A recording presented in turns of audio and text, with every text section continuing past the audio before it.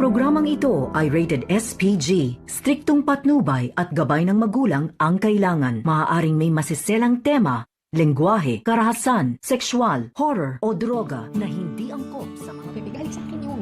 So may fingerprints ko on din. Pati yung mga fingerprints ni Doc Carlos kasi sa kanya galing yung mga gamit ko.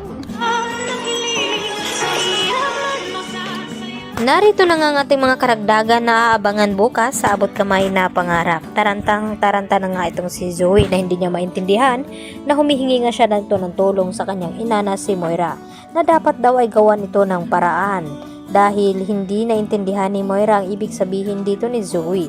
At dito na nga na inamin ni Zoe na itong medical supplies na nakuha ng mga pulis ay galing nga sa kanya at ginamit ni Zoe iyon upang gamutin nga itong si Don Pepe. At pati nga din itong fingerprint daw ni Doc Carlos ay naroon din dahil galing din kay Doc Carlos ang mga gamot na iyon na ginamit ni Zoe.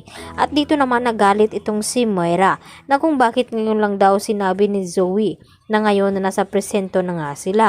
At dito naman naisipan ni Moira na tawagan itong kanyang kakilala ang isang pulis maliban nga kay Balahadja ay dahil may kasabwat pa itong si Moira na noon na patuloy pa rin na humihingi ng pera sa kanya. At ito ang tanging makakatulong sa kanya dahil pulis din ito at may malaking katungkulan at ipapawalang bisa itong fingerprint dito ni Zoe nang sa ganon ay malulusutan niya ito dahil hindi nga makakapayag itong si Moira na makulong nga itong kanyang anak dahil sa ginawa nito kay Don Pepe. Kaya nakonsensya naman ang husto itong si Zoe. Kahit hindi nga natuluyang masawi itong kanyang lolo Pepe, ay siya pa rin ang dahilan na kung bakit naghihirap ito ngayon.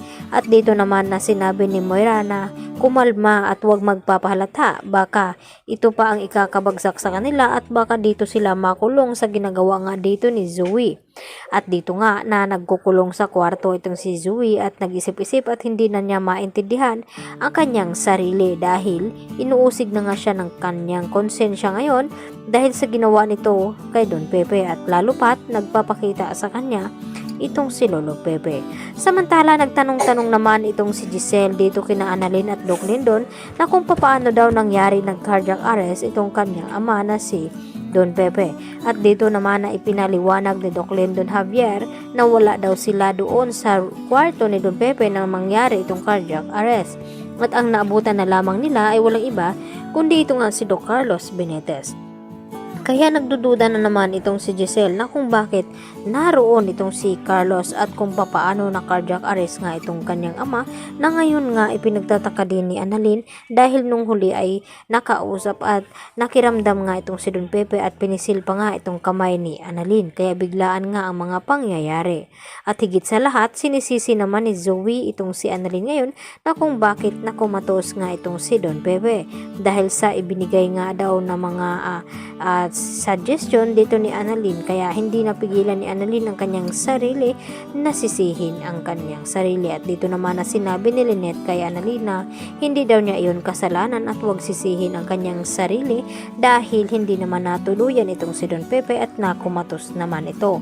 At ang gawin lang nila ay manatiling magdarasal at manalangin na sana ay makarecover agad itong si Don Pepe.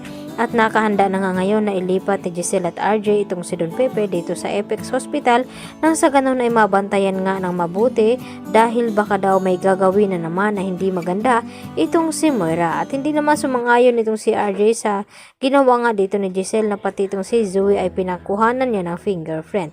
At dito naman na pinaliwanag ni Giselle na kung bakit nagpapauto pa siya dito kay Zoe na minsan na nga siya nitong tinatraidor. Kaya yan po ang ating pakatutukan bukas dito lamang yan sa abot kamay na pangarap. Yan lang po at maraming salamat.